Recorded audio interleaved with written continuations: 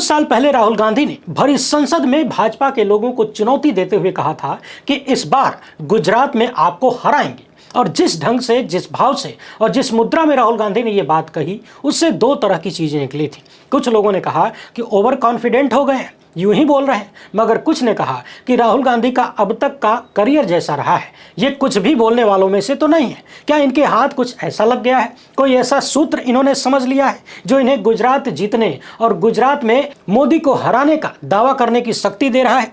आप चाहें तो राहुल गांधी की उस चेतावनी को गुजरात कांग्रेस अध्यक्ष के वर्तमान बयानों, खुलासों और आरोपों से जोड़ सकते हैं। जी हां, वोट चोर गद्दी छोड़ का नारा देश भर में गूंजने लगा है, सोशल मीडिया पर पटा पड़ा है। अब तक तो कर्नाटक, महाराष्ट्र, हरियाणा, दिल्ली और बिहार में वोट चोरी पर बात हो रही थी, मगर अब गुजरात में वोट चोरी का एक बड़ा बम, बड़ा एटम बम कांग्रेस ने फोड़ा है। और जो आंकड़े सामने आए हैं वो चौंकाने वाले हैं। एक छोटे से एरिया का आंकड़ा जो फर्जी वोटों की संख्या में दिख रहा है, वो सवाल खड़े करता है कि क्या गुजरात की हर जीत नरेंद्र मोदी ने वोट चोरी करके हासिल किया? इसके साथ ही उड़ीसा में भी बवाल मचा हुआ है, वहां पर भी भयंकर वोट चोरी के आरोप लगने लगे हैं। राहुल गांधी की डिमांड होने लगी और चर्चा यहां तक निकल पड़ी है कि 2027 के यूपी विधानसभा चुनाव से पहले राहुल गांधी उत्तर प्रदेश में भी इस चोरी का भांडाफोड़ कर सकते हैं। ये सारे ही मामले राष्ट्रव्यापी असर डालना शुरू कर चुके हैं। उधर बंगाल को लेकर इंडियन एक्सप्रेस ने जो कहानी प्रस्तुत की है, वो भारत के हर एक नागरिक को जान लेनी चाहिए। अच्छा, एक बात याद करिए, SIR को लेकर पहली दूसरी वीडियो में, शुरुआत में जो मैंने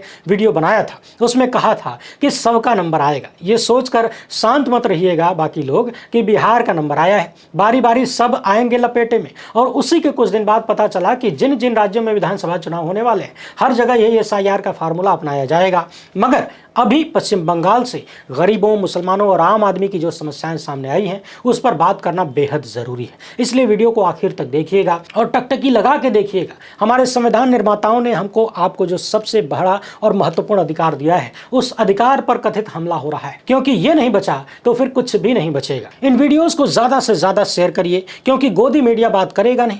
आपकी उंगलियों में ही ताकत है। जिन उंगलियों से वोट डालते हैं, जिन उंगलियों का अधिकार कथित रूप से छीना जा रहा है, उसी उंगली का प्रयोग करके आप अधिकार को बचा सकते हैं। अंगूठा उठाइए, शेयर करिए। पहली बार है तो चैनल को सब्सक्राइब करके घंटी बजा दीजिए टंग से, साथ में लाइक भी कर दिया करिए। और कमेंट बॉक्स में अपनी बात जरूर रखिए। आपके क्षेत्र में SIR से संबंधित क्या समस्याएं हो रही हैं, क्या कुछ चल रहा है, उन्हें भी कमेंट बॉक्स में लिखिए। हम तो देखेंगे ही, साथ ही साथ हजारों दर्शक, लाखों दर्शक भी देखेंगे। इसके अलावा आपको मालूम है कि हम किसी धन्ना सेठ राजनीतिक दल के दम पर नहीं चलते, तभी खुलकर आपके मुद्दों पर बात हो आती है। हमारा काम पसंद आता हो तो इस QR कोड या फिर मोबाइल नंबर का प्रयोग करते हुए जो भी हो सके आर्थिक सहयोग भेजने का प्रयास जरूर करें। बहुत बहुत धन्यवाद। साल था 2022। उत्तर प्रदेश में अखिलेश यादव चुनाव हार चुके थे। प्रियंका गांधी की यूपी कांग्रेस को भी करारी हार मिली थी और अब बारी गुजरात की थी। मगर राहुल गांधी भारत जोड़ो यात्रा में बिजी थे। उनकी प्राथमिकता में गुजरात तो था ही नहीं। लेकिन नरेंद्र मोदी 2017 के विधानसभा चुनाव को याद करके डरे हुए भी थे। उन्हें चिंता इस बात की थी कि कहीं राहुल गांधी 2017 की तरह ही उनके पसीने फिर से न छुड़ा दें, क्योंकि 2017 में कांग्रेस उलटफेर के करीब पहुंच गई थी। बीजेपी को अंदाजा नहीं था कि ऐसा भी हो सकता है।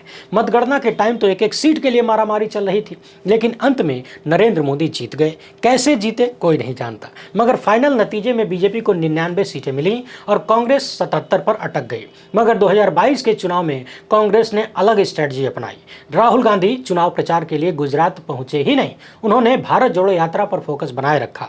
सिर्फ भरूच में एक रैली को संबोधित करने पहुंचे। उससे पहले गुजरात चुनाव के लिए कांग्रेस के प्रभारी अशोक गहलोत के साथ नरेंद्र मोदी की एक मीटिंग हुई। किसी को मालूम नहीं कि उस मुलाकात में क्या बात हुई, मगर अंदाजा लगाने के लिए तो जनता स्वतंत्र है। तो लोगों ने यही सोचा कि नरेंद्र मोदी इस बात को लेकर परेशान थे कि आखिर कांग्रेस गुजरात के विधानसभा चुनाव में जोर क्यों नहीं लगा रही है, राहुल गांधी भारत जोड़ो यात्रा क्यों कर रहे हैं। कांग्रेस ने गुजरात का चुनाव राजस्थान के नेताओं के भरोसे छोड़ रखा था। क्यों छोड़ रखा था? इस सवाल का जवाब राजस्थान कांग्रेस के जादूगर नेता कहे जाने वाले अशोक गहलोत के पास भी नहीं था। और आज 3 साल बाद नरेंद्र मोदी गुजरात में फंस चुके हैं। उनकी हर जीत सवालों के घेरे में है, क्योंकि 2022 का विधानसभा चुनाव और 2024 का लोकसभा चुनाव नरेंद्र मोदी ने धमाकेदार तरीके से गुजरात में जीता। लोकसभा चुनाव में कांग्रेस को सिर्फ 1 सीट मिली। विधानसभा चुनाव में तो कांग्रेस की हालत और खराब थी। पार्टी दर्जन भर से ज्यादा सीटों पर सिमट गई थी। तब किसी ने ये उम्मीद नहीं की थी कि पार्टी लोकसभा के चुनाव में एक सीट जीत भी लेगी। विधानसभा चुनाव में कांग्रेस 17 सीटों पर सिमट गई थी और आम आदमी पार्टी को 5 सीटें मिली, जबकि बीजेपी ने इतिहास बना दिया, 156 सीटों पर कब्जा जमाया। बीजेपी की इस जीत पर कहा गया कि आम आदमी पार्टी कांग्रेस का वोट खा गई, क्योंकि केजरीवाल की पार्टी का वोट शेयर 13% से ज्यादा हो गया। मगर ये हुआ कैसे, कोई नहीं जानता। और अब 3 साल बाद राहुल गांधी खुलकर कह रहे हैं कि वोट चोरी गुजरात से शुरू हुई, 2012 के विधानसभा चुनाव से शुरू हुई, तो 2022 के विधानसभा चुनाव पर भी वोट चोरी का आरोप चिपक गया है और इसकी सच्चाई अब सामने आने लगी है। क्योंकि कर्नाटक में बेंगलुरु सेंट्रल लोकसभा की महादेवपुरा विधानसभा सीट की वोटर लिस्ट में फर्जीवाड़े का पर्दाफाश करके राहुल गांधी ने जो चिंगारी लगाई है, वो चिंगारी अब ज्वाला बनने लगी है। 2025 की कांग्रेस राहुल गांधी की कांग्रेस, और जो नैरेटिव राहुल गांधी ने शुरू किया है, उस नैरेटिव में राहुल गांधी का वचन ही शासन बनता दिख रहा है। यानी राहुल गांधी ने जो रास्ता दिखाया, उसी रास्ते पर पूरी कांग्रेस के साथ साथ इंडिया गठबंधन भी चल पड़ा है। ये कांग्रेस के हर प्रदेश अध्यक्ष की जिम्मेदारी हो गई है कि वो बताएं कि कहां कहां वोट चोरी हुई है। इसलिए उड़ीसा के कांग्रेस अध्यक्ष भक्त चरण दास कहते हैं कि वो आने वाले दिनों में उड़ीसा में वोट चोरी का खुलासा करेंगे। और उड़ीसा की ही मेन अपोजिशन पार्टी बीजेटी ने भी चुनावी परिणाम पर संदेह जताया भी था। दोनों पार्टियों को मालूम है कि उड़ीसा में बीजेपी ने लोकसभा और विधानसभा दोनों एक साथ जीतकर जगन्नाथ लोक में खेला कर दिया। और अब उड़ीसा कांग्रेस अध्यक्ष ने कहा है कि राहुल गांधी नवंबर या दिसंबर में उड़ीसा आ सकते हैं। तो सवाल यह है कि राहुल गांधी क्या उड़ीसा में वोट चोरी का खुलासा करके भुवनेश्वर पहुंचेंगे? क्योंकि भक्त चरण दास ने नेता प्रतिपक्ष राहुल गांधी से बिहार की तरह ही उड़ीसा में भी यात्रा करने की अपील की है। और देश जानता है कि बिहार में वोटर अधिकार यात्रा इसलिए हुई क्योंकि वहां चुनाव है और राहुल गांधी कह रहे हैं कि हम हर जगह वोट चोरी का खुलासा करेंगे। तो क्या बिहार के बाद उड़ीसा का नंबर है? क्योंकि कलिंग के चुनाव में बीजेपी की चुनावी जीत ने सबके होश उड़ा रखे हैं। उधर हरियाणा में भूपेंद्र सिंह हुड्डा और दीपेंद्र सिंह हुड्डा ने वोट चोरी का खुलासा करने की बात कही है। महाराष्ट्र में पनवेल, हड़पसर और सिसूर जैसी विधानसभाओं में वोट चोरी के मामले पकड़े जा रहे हैं। बावजूद इसके कि चुनाव आयोग ने न तो विपक्षी पार्टियों को मशीन रीडेबल वोटर लिस्ट दी है और न ही कोई डिजिटल डेटा दिया है। ज्ञानेश कुमार की दलील है कि मां बहनों का सीसीटीवी फुटेज कैसे दे दें। अब लोग कहने लगे हैं कि मां बहनों का नहीं दे सकते तो बेटा, भैया और दामाद का ही सीसीटीवी फुटेज दे दो, लेकिन ऐसा भी नहीं हो रहा है।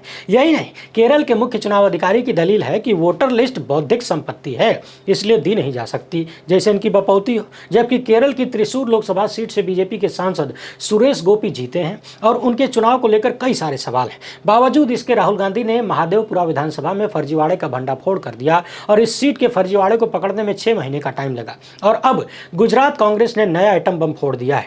गुजरात कांग्रेस अध्यक्ष अमित चावड़ा ने नवसारी लोकसभा सीट पर फर्जीवाड़े का आरोप लगाया है। मोदी सत्ता के मंत्री और गुजरात बीजेपी अध्यक्ष CR पाटिल इसी सीट से सांसद हैं और इस सीट पर बड़े पैमाने पर वोटर लिस्ट में फर्जीवाड़े का आरोप लगा है। अमित चावड़ा का कहना है कि संविधान ने सबको समानता का अधिकार दिया है, चाहे देश का प्रधानमंत्री हो चाहे गुजरात का आम नागरिक, सभी को एक वोट का हक है। सवाल यह है कि क्या गुजरात में एक व्यक्ति एक ही वोट डाल रहा है या ढेर सारे वोट डाल रहा है? कांग्रेस के धुरंधरों ने जब नवसारी लोकसभा की 84 विधानसभा सीट के वोटर लिस्ट की जांच की तो वोट चोरी का भयंकर वाला खुलासा हुआ कथित रूप से। चावड़ा ने कहा कि नवसारी में 6,09,592 वोटर हैं। शुरुआती जांच में 2,40,000 वोटरों की जांच की गई है और 12.5% के करीब यानी 12.3% यानी 30,000 वोटर फर्जी, डुप्लीकेट और संदिग्ध मिले हैं। यानी 2,40,000 में ही 30,000 फर्जी मिल गए और टोटल वोटरों की संख्या यहां पर 6 लाख से ज्यादा है। गुजरात कांग्रेस अध्यक्ष का दावा है कि अगर पूरी वोटर लिस्ट की जांच होगी तो 75,000 तक फर्जी वोटर मिल सकते हैं और अगर पूरे गुजरात में यही अनुपात लागू कर दिया जाए तो 182 विधानसभा सीटों में 62 लाख से ज्यादा फर्जी वोट हो सकते हैं। 2025 में गुजरात की आबादी 7 करोड़ से ज्यादा है और अगर 62 लाख फर्जी वोटर का अनुमान लग रहा है, मतलब 10% आबादी के बराबर फर्जी वोटर, और इतने वोटर किसी भी चुनाव को किसी भी पार्टी के पक्ष में घुमाने की ताकत रखते हैं। चावड़ा का सवाल है कि मोदी के जल संसाधन मंत्री क्या फर्जी वोटों के दम पर रिकॉर्ड वोटों से जीत रहे हैं? गुजरात के विधायक जिग्नेश मेवानी ने लिखा कि लोकतंत्र के चीरहरण का प्रयास केवल कर्नाटक में नहीं पूरे देश में हुआ है। गुजरात प्रदेश अध्यक्ष ने तथ्यों के साथ खुलासा किया है कि CR पाटिल के संसदीय क्षेत्र में 30,000 फर्जी वोटर हैं और कई तो ऐसे हैं जो 4-4 बूथों पर वोट डाल रहे हैं। शायद वोट चोरी की नींव मोदी ने गुजरात में ही रखी थी। जिग्नेश मेवानी का ऐलान है कि कांग्रेस अब घर घर जाकर इस फर्जीवाड़े को उजागर करेगी और वोट चोर गद्दी छोड़ का नारा पूरे गुजरात और प्रदेश में गूंजेगा। अमित चावड़ा का दावा है कि उनके सारे सबूत चुनाव आयोग की वेबसाइट से लिए गए हैं। अगर ये गलत है तो चुनाव आयोग को जवाब देना चाहिए। बीजेपी नेता क्यों डरे हुए हैं? चावड़ा ने कहा कि हम 182 विधानसभा सीटों पर डेटा चेक करेंगे, यानी राहुल गांधी ने जो अभियान शुरू किया है उसके शुरुआती नतीजे आने लगे और ये डेटा नवसारी लोकसभा सीट का है। CR पाटिल को गुजरात में बीजेपी का बहुत ताकतवर नेता माना जाता है और ये बात याद रखी जानी चाहिए कि 2014 से पहले और 2014 के बाद भी गुजरात में बीजेपी क्लीन स्वीप करती रही, मगर कांग्रेस मुश्किल से जीत पाती थी। 2014 और 2019 में तो कांग्रेस को एक सीट भी नहीं मिली लोकसभा की, और 2024 में कांग्रेस की एक महिला सांसद गेनीबेन ठाकुर जीत पाई। मगर आज गुजरात का हर लोकसभा चुनाव सवालों के घेरे में, और चुनाव आयोग है कि सवालों के जवाब नहीं देता। राहुल गांधी लगातार कह रहे हैं कि नरेंद्र मोदी वोट चोर है, और तब सवाल उठता है कि क्या गुजरात में 2012 से ही वोट चोरी हो रही है? और राहुल गांधी यही आरोप भी लगा रहे हैं। मगर राहुल गांधी के सवालों का जवाब देने के बजाय ज्ञानेश कुमार हलफनामा मांगते हैं, धमकी देते हैं, हड़काते हैं। और जब हर राज्य में वोट चोरी का आरोप लग रहा है तो ज्ञानेश कुमार किस किस से हलफनामा मांगेगा? सवाल यह भी है कि अगर नरेंद्र मोदी वोट चोर हैं, यानी वोट चोट्टा हैं, और उनके पास वोट चोरी करने का तरीका है, तो फिर 2012 ही क्यों, उसके पहले के चुनाव पर भी तो सवाल हो सकता है। उनके कार्यकाल का हर चुनाव संदेह की नजरों से देखा जाएगा। इसलिए गुजरात कांग्रेस के आरोपों पर केंचुआ को सही जवाब देना होगा, क्योंकि महामानव के दिल्ली जीतने के बावजूद गुजरात में बीजेपी का प्रदर्शन गिरा नहीं है, बल्कि देश के किसी भी हिस्से में, किसी भी राज्य में जिसका चुनाव दिल्ली की सत्ता के लिए जीतना जरूरी था, बीजेपी ने उसे ताल ठोक कर जीत लिया। और ध्यान रखिएगा, ये बात मैं लगातार कहता हूं कि जो भी चुनाव साहेब के मित्र सेठों के लिए और इनकी कुर्सी के लिए, यानी सेठों के धंधे और साहेब की कुर्सी के लिए महत्वपूर्ण है, वो चुनाव भारतीय जनता पार्टी यानी मोदी शाह की जोड़ी किसी भी हाल में जीत लेती है। और जब 2022 में नरेंद्र मोदी अशोक गहलोत के साथ गुपचुप मीटिंग कर रहे थे, तब वे समझ नहीं पाए थे कि वोट चोरी का भंडाफोड़ बहुत जल्द होने वाला है। भारत जोड़ो यात्रा ने राहुल गांधी को जनता का नेता बना दिया और अब जनता उनके साथ खड़ी नजर आती है। बिहार की सड़कों पर वोट चोर गद्दी छोड़ का नारा गूंज निकला है और अब सवाल गुजरात के लोकसभा चुनाव नतीजों पर भी है, तो यूपी के चुनाव पर भी सवाल होगा, क्योंकि 2014 और 2019 के चुनाव में बीजेपी ने उत्तर प्रदेश में तहलका मचा दिया। अमित शाह की अगुवाई में पार्टी ने 2014 में 71 सीटें जीत ली। तब यूपी में हर विपक्षी पार्टी अलग अलग चुनाव लड़ी थी, मगर 2019 में तो सपा बसपा के गठबंधन को नरेंद्र मोदी ने पानी पिला दिया। तो ये कैसे हुआ? क्या इसके पीछे वोट चोरी का खेल है? मगर इस बात के संकेत मिलने लगे हैं कि बहुत जल्द राहुल गांधी यूपी के चुनाव में वोट चोरी का भंडाफोड़ कर सकते हैं, क्योंकि जब बिहार में वो हरियाणा, महाराष्ट्र और लोकसभा चुनाव में वोट चोरी का भंडाफोड़ करने की बात कर रहे थे, तभी एक व्यक्ति ने बनारस का नाम ले लिया और राहुल गांधी के चेहरे का एक्सप्रेशन बता रहा था कि गंगा के दरिया में तूफान उठने वाला है। बनारस का नाम सुनते ही नरेंद्र मोदी की सांसें फूलने लगती हैं। वैसे एक बार फिर से याद दिला दें, अब तक दर्जनों बार मैंने याद दिलाया है, आज भी बनारस के लोग कहते हैं कि अगर चुनाव हो जाए तो जितने वोटों से महामानव जीते हैं ना, उतने ही वोट से हार जाएंगे। उस वक्त भी हारे ही थे। वैसे चुनाव से पहले ही, वोटिंग से पहले ही हमने देखा था कि वाराणसी में 42 में से लगभग 32 या 33 उम्मीदवारों का पर्चा ही खारिज कर दिया गया था, यानी चुनाव लड़ने ही नहीं दिया गया। और सोशल मीडिया पर 4 जून 2025 की शाम का वो फुटेज वायरल होने लगा जिसमें मोदी के चेहरे पर 12 बजे हैं। वोट चोरी का पूरा नैरेटिव बीजेपी के खिलाफ चला गया है और जनता पूरी ताकत से नारा लगा रही है कि वोट चोर गद्दी छोड़। जरूरत इस बात की है कि गुजरात हो या महाराष्ट्र, हरियाणा हो या उत्तर प्रदेश, वोट चोरी का हर खुलासा राहुल गांधी करें, पूरा विपक्ष करे, क्योंकि 31 अगस्त के अखबार उठाकर आप देख लीजिए, गुजरात कांग्रेस के अध्यक्ष अमित चावड़ा की प्रेस कॉन्फ्रेंस का कवरेज किसी भी मेन अखबार में नहीं है। ऐसा नहीं है कि कवरेज हुआ नहीं, मगर गोदी मीडिया उस खुलासे को छाप नहीं रहा है। और ये मोदी सत्ता की ताकत और उस ताकत के खिलाफ जनता को अपनी आवाज लगानी होगी, क्योंकि बिहार का दौरा करने के बाद राहुल गांधी ने अपना फोकस पटना पर शिफ्ट कर दिया है।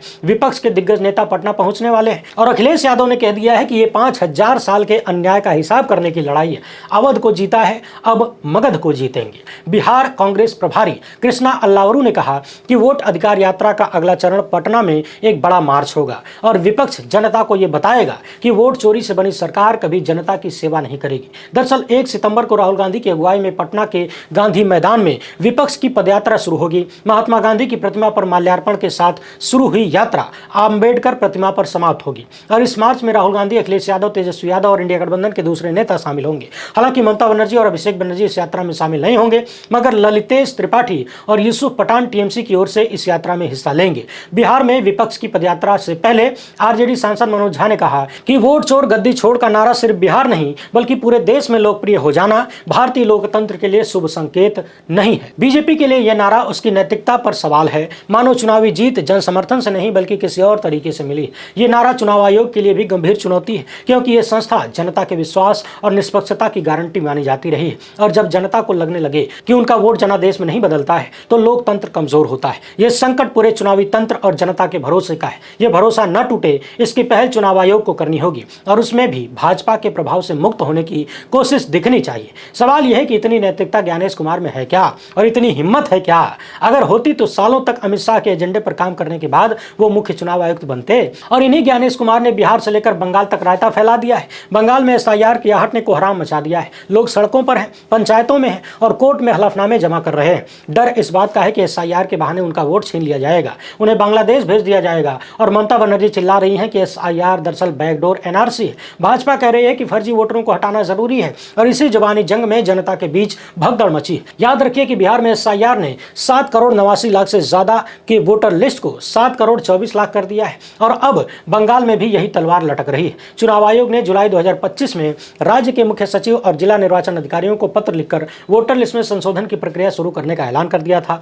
तब से मुर्शिदाबाद और मालदा जैसे मुस्लिम बहुल इलाकों में जनता परेशान है। इंडियन एक्सप्रेस की रिपोर्ट के मुताबिक मुर्शिदाबाद के बहरामपुर में 65 साल के अबुल कासिम शेख को अपनी बेटी का जन्म प्रमाण पत्र ठीक कराने के लिए 45 किलोमीटर जाना पड़ा है। उनके पास 20 साल पुराना हाथों से लिखा एक कागज था, लेकिन गांव वालों ने कहा कि इसे अपडेट करवाना होगा, नहीं तो एसआईआर में नाम कट जाएगा। इसी तरह नौदा की समीरून बीबी अपने 2 प्रवासी मजदूर बेटों के जन्म प्रमाण पत्र बनवाने के लिए 38 किलोमीटर दूर पहुंची। समीरून बीबी को डर है कि कभी भी एसआईआर होगा तो फिर एनआरसी होगा, पहले वोट छीना जाएगा और फिर उन्हें बांग्लादेश भेज दिया जाएगा। मुर्शिदाबाद और मालदा में भगदड़ का आलम है। बहरामपुर नगरपालिका में रोज 500-600 लोग जन्म प्रमाण पत्र ठीक कराने या अपडेट कराने के लिए लाइन लगा रहे हैं, खड़े रहते हैं। मालदा के जलालपुर ग्राम पंचायत के प्रधान अब्दुल बरेक ने कहा कि लोग 2002 की वोटर लिस्ट देखकर घबरा रहे हैं, समझाने की कोशिश कर रहे हैं, लेकिन कोई सुनने को तैयार नहीं है, क्योंकि बंगाल में 2002 के वोटर लिस्ट रिवीजन को आधार बनाया गया है और जो लोग उसमें नहीं हैं उन्हें नए सिरे से कागज जमा करने होंगे।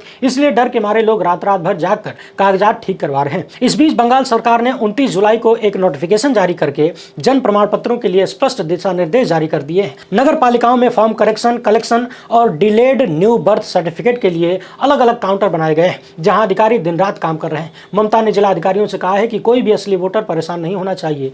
अगर कोई भी निर्देश मिले तो पहले मुख्यमंत्री को बताया जाए। उधर भाजपा नेता शुवेंदु अधिकारी का आरोप है कि मुर्शिदाबाद, मालदा और उत्तर 24 परगना जैसे बॉर्डर वाले इलाकों में रोहिंग्या और बांग्लादेशी घुसपैठियों को वोटर लिस्ट में शामिल किया गया है।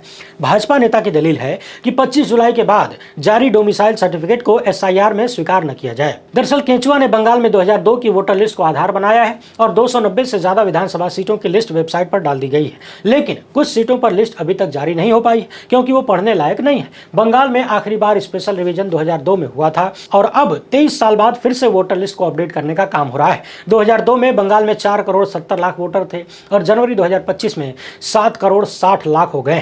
लोगों को इस बात का डर है कि अगर उनका नाम 2002 की लिस्ट में नहीं हुआ तो उन्हें नए सिरे से नागरिकता साबित करनी होगी। 1987 से पहले जन्मे लोगों को एक दस्तावेज जमा करना होगा, जैसे आधार, राशन कार्ड या 2002 की वोटर लिस्ट की कॉपी। लेकिन 1987 के बाद जन्मे लोगों को अपने और माता पिता के लिए 2 दस्तावेज चाहिए। याद रखिए कि सुप्रीम कोर्ट में बिहार एसआईआर पर सुनवाई चल रही है, लेकिन बंगाल का मुद्दा अभी वेटिंग लिस्ट में है। जस्टिस सूर्यकांत और जयमाल्या बागची ने कहा कि बंगाल अभी इंतजार कर सकता है, लेकिन टीएमसी सांसद कल्याण बनर्जी की चेतावनी है कि बंगाल में लोग इतने डरे हुए हैं कि 3 महिलाओं ने कलकत्ता हाईकोर्ट के सामने आत्मदाह करने की कोशिश की। वरिष्ठ वकील गोपाल शंकर नारायण ने कहा कि बंगाल के मुख्य निर्वाचन अधिकारी ने बिना राज्य सरकार की सलाह के एसआईआर की तैयारी शुरू कर दी है। सवाल यह है कि क्या सुप्रीम कोर्ट हर राज्य के लिए होने वाले एसआईआर पर अलग अलग सुनवाई करेगा या फिर एसआईआर के लिए एक कॉमन आदेश और गाइडलाइन जारी करेगा? और अगर बिहार में 65 लाख नाम रेड मार्क किए जा सकते हैं तो बंगाल में कितने कटेंगे? क्या ये वाकई फर्जी वोटरों को हटाने की प्रक्रिया है या अल्पसंख्यकों और प्रवासियों को मताधिकार से वंचित करने की साजिश? क्या राहुल गांधी अब बंगाल पर फोकस करेंगे या कमान ममता बनर्जी ही संभालेंगी? देखना अभी बाकी। वैसे आप इस मामले पर क्या सोचते हैं? क्या ये एसआईआर का रायता पूरे देश में फैलाया जाएगा और क्या उसका परिणाम भी वैसा होगा जैसा बिहार में सामने आ रहा है? अपनी राय कमेंट बॉक्स में जरूर लिखिएगा। पहली बार है तो चैनल को सब्सक्राइब कर लीजिए। हमसे जुड़ने के लिए बहुत बहुत धन्यवाद। जय हिंद।